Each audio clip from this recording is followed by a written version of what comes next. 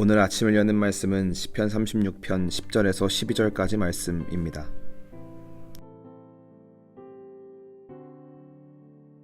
주를 아는 자들에게 주의 인자하심을 계속 베푸시며 마음이 정직한 자에게 주의 공의를 베푸소서.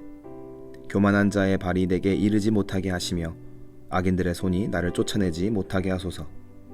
악을 행하는 자들이 거기서 넘어졌으니 엎드러지고 다시 일어날 수 없으리이다. 시편 36편 말씀은 하나님을 향해 개인의 간구를 올리고 있는 다윗의 모습을 우리에게 소개하고 있습니다. 오늘 말씀 속에 담겨진 하나님의 은혜가 무엇인지 깨달아 알고자 합니다. 오늘 본문 말씀의 표제어는 여호와의 종 다윗의 시 인도자를 따라 부르는 노래라고 되어 있습니다. 여기서 여호와의 종이라는 표현을 통해 다윗이 하나님의 목적과 뜻에 따라 하나님을 위해 일하는 사람임을 분명하게 하고 있습니다. 그런 다윗이 악인의 형태에 대한 묘사를 하며 시를 시작합니다. 먼저 다윗은 악인의 속마음과 말과 행동을 묘사합니다. 먼저 악인의 눈에는 하나님을 두려워하는 빛이 없음을 고발합니다. 악인들은 인생의 주인이 자기 자신이기 때문에 하나님을 전혀 의식하지 않고 살아갑니다. 악인들이 신경 쓰는 것은 오직 자기 자신의 신변입니다. 그래서 자기 자신만을 지키기 위한 일들을 서슴지 않습니다. 지나치게 의기양양하며 스스로를 과시하고 자기 잘못을 찾아내 버릴 생각을 전혀 하지 않습니다. 사기와 속임수로 자기 자신을 지키는 일도 단행하고 남과 이웃을 위한 선한 일에는 전혀 관심을 두지 않습니다. 앉으나 서나 오로지 남을 속여 자기 자신을 지킬 생각뿐이며 이 길만이 자신의 살 길이라고 생각하며 결코 악을 버리지 않으려 합니다. 이처럼 악인은 변화무쌍한 모습을 통해 자기 자신의 유익만을 챙겨내는 모습을 다윗은 하나님에게 고발하고 있습니다.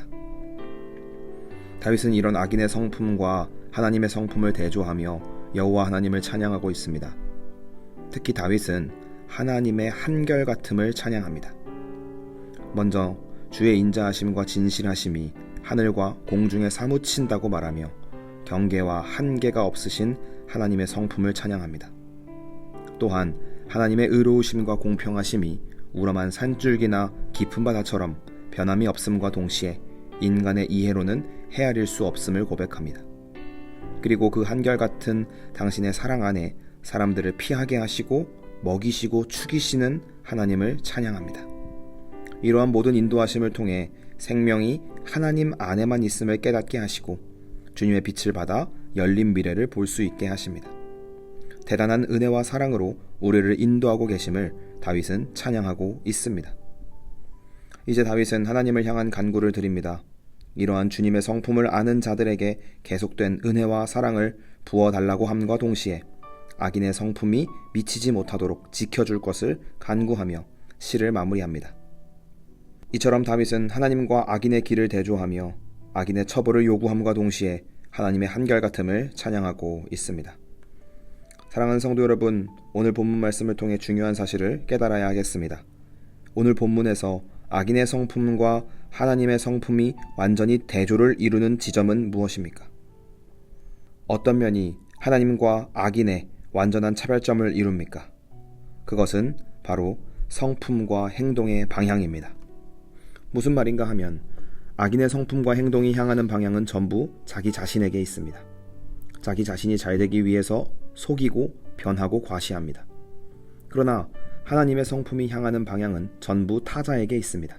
누군가를 먹이고 지키고 숨기시고 기르시며 인도하시기 위한 하나님의 사랑, 그 인자하심 그리고 진실함과 공의로우심을 다윗은 찬양하고 있습니다.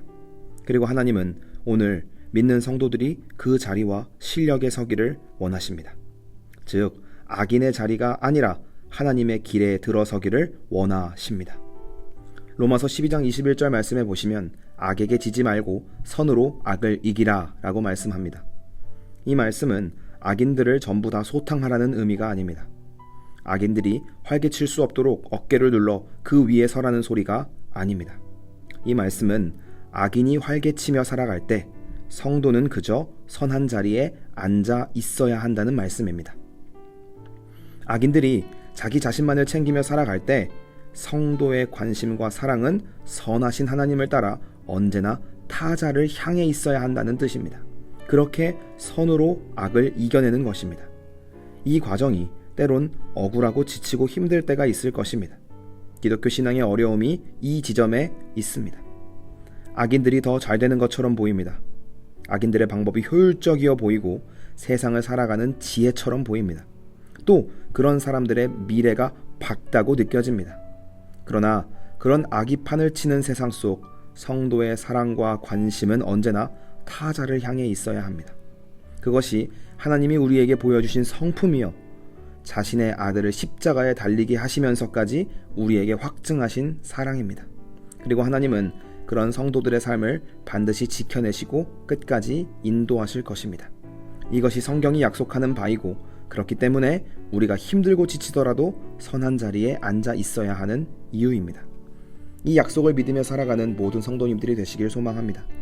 오늘 우리들이 드리는 예배와 기도도 전부 마찬가지입니다. 우리가 하나님의 사랑 안에서 얼마나 잘 예배를 드리고 기도를 드리고 있는가를 신경 쓰는 것만큼 우리의 사랑과 관심과 마음이 세상 속에서 어떠한 모습으로 나타나고 있는지를 돌아보시기를 소망합니다. 현실 속에서 우리는 얼마나 잘 배려하고 있는가, 얼마나 잘 섬기고 있는가, 얼마나 온유함으로 타자를 대하고 있는가 등 모든 면에서 주님을 닮아 살아가는 성도님들이 되시기를 소망합니다. 그리고 그렇게 하나님을 찬양할 줄 아는 모든 성도님들이 될 수 있기를 이 시간 주님의 이름으로 간절히 소망합니다.